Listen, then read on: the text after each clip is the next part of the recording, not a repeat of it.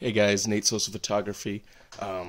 As promised, I'm going to do a review on the NEEWER Tt560 Speedlite, which is awesome.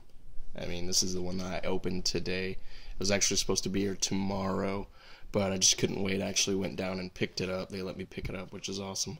Yeah, these are great. These are awesome. I'll talk about those in a second.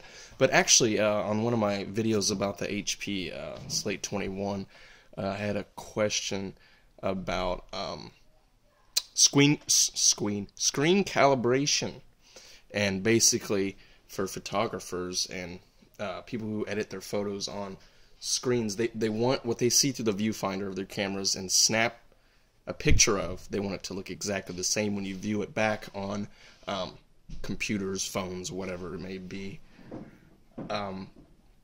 And it's obviously Android, so we don't have a CD-ROM drive, so we obviously can't use a screen calibrator, which you usually hang on your screen from a computer, laptop, whatever, and run a program, and it'll actually calibrate the settings to match everything, so that way when you do edit and alter your pictures a little bit, they come out almost, or close to the original deal that you see when you capture the photo. So back to the question on the YouTube video. This is one thing I guess you could do.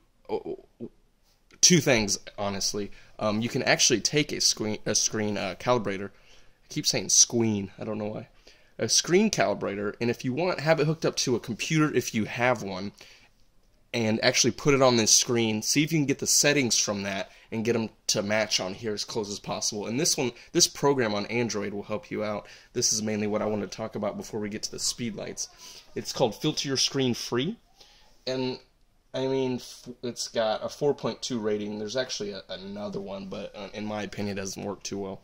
I can install this real quick, but basically, what you can do is edit and adjust. This is dark. I don't know if it's showing up on my... Yeah, okay. Dark 40, blue filter. You can name them. But what it does, it creates a filter, and it puts it on your screen, so you can change if your screen's too blue, too much of a blue hue, or too white, which creates off colors, or it washes them out. You can actually put different slight colored filters and other filters on there to either give it like a sepia feel, or just whatever you need, and you can adjust it. There's many different things you can do. Let me just see here. There's another one. I don't know if you can tell. On this particular one, it looks a little bit yellow, and then on this one, it's more of a whitish blue. But what you can do is get close to, you can create, there's an alpha setting, red, blue, green, and you just tweak those a little bit, and it'll show you original and then your filtered one that will come across the screen. And I find that to work really well.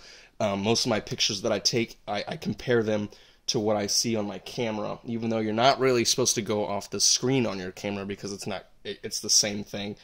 It's not calibrated either. It's just to give you a sense. As a rule of thumb with photography and photographers, you don't usually want to look at your screen a whole lot, because it's definitely going to look totally different when you actually edit them. It's more to see what you captured, not to go off of the screen on your camera anyway.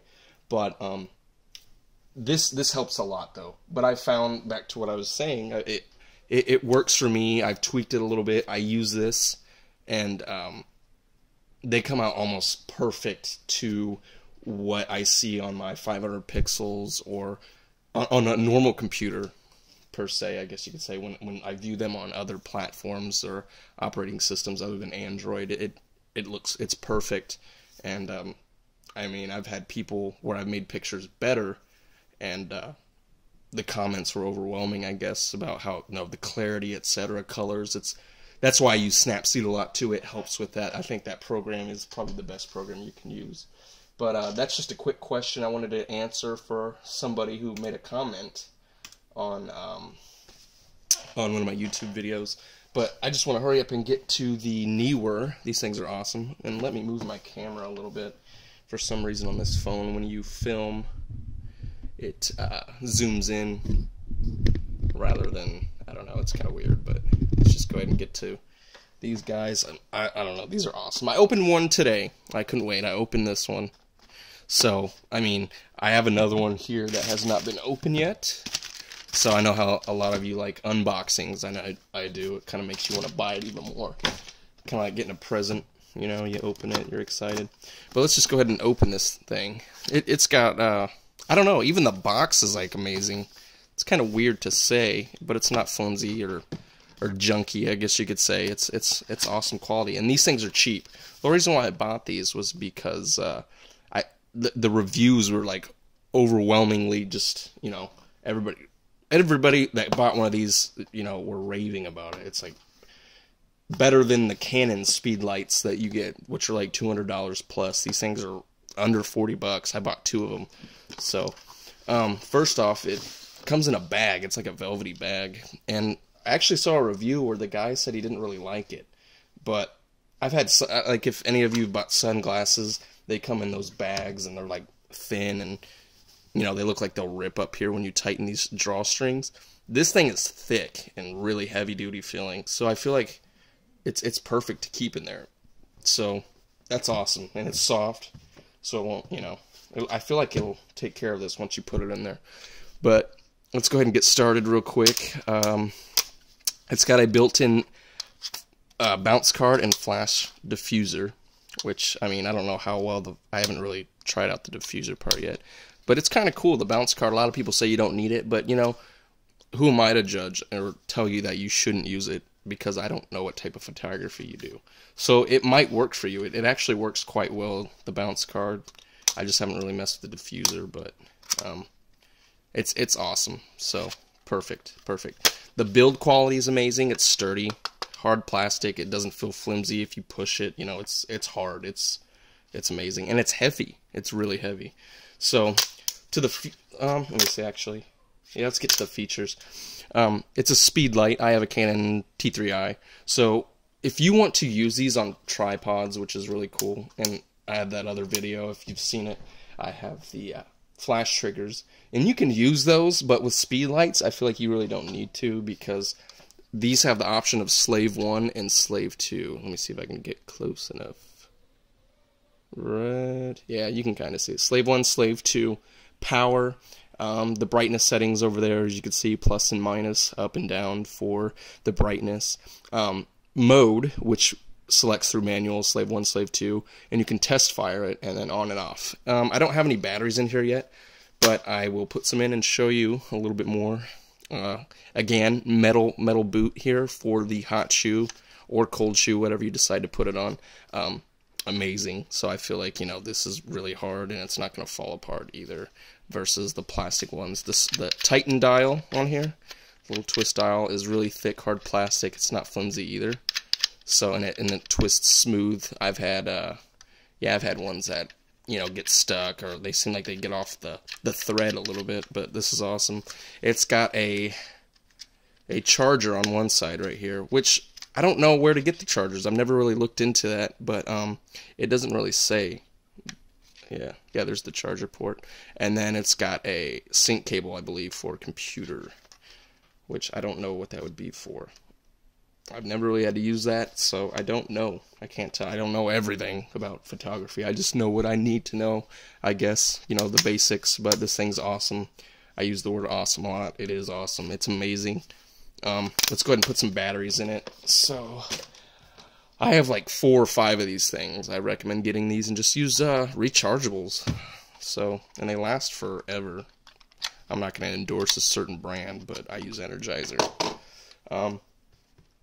I actually have, like I said, I bought 2 of these. I have a regular flash, which, you know, for regular photography or whatever, I could get my bag out and show you that. It's just a Sunpack 3000, I believe. And those are more expensive than these, and I feel like these are amazing. They're way better than some of the flashes you can buy out there. So let's go ahead and put some batteries in here. I'll test this out real quick. And this door, not flimsy either. It's really thick, perfect. I feel like it's not going to break on you or fall apart. Okay, let me get behind the camera here. 1 second. Okay, cool. So, here we go. I just want it to be focused. Come on. There we go. somewhat, I think, once I turn it on. Alright, power on. There you go. It's on the brightest setting. I had mine set to slave 1, which basically... Oh yeah, 1 second. I always forget something. They come with, obviously, instructions. I'm not going to go through all that spiel and show you. Most people don't read those. Anyway, I know I don't, especially if, you know. It comes with a cold shoe. It's not a hot shoe. A lot of people call them hot shoes. It's not hot because it doesn't do anything for your flash. It's just basically a stand. So, it's a cold shoe, and I guess I can just set it in here to show you and talk about it there a little bit easier. Let's just pop her in and tighten it down. Okay, cool. Let's adjust the camera a little bit. Great, cool. Alright, so, yes, here's the brightness setting, and the reload time, I guess you could say, or the time between flashes at the highest setting, is about 2, maybe 3 seconds, which isn't that bad. I find it, you know, it's convenient. You know, there's no laggy reload times or times between flashes. And you can actually test the brightness. Obviously, you probably won't be able to tell when I push the button here, but let's see if I can get a good reference here. You might actually be able to see it. I'm going to push the test here. The lowest setting is pretty cool, especially in dim situations. It's perfect because it doesn't oversaturate or it doesn't wash out all the photos of color, and it's not so bright. The brightest setting I would recommend being outside.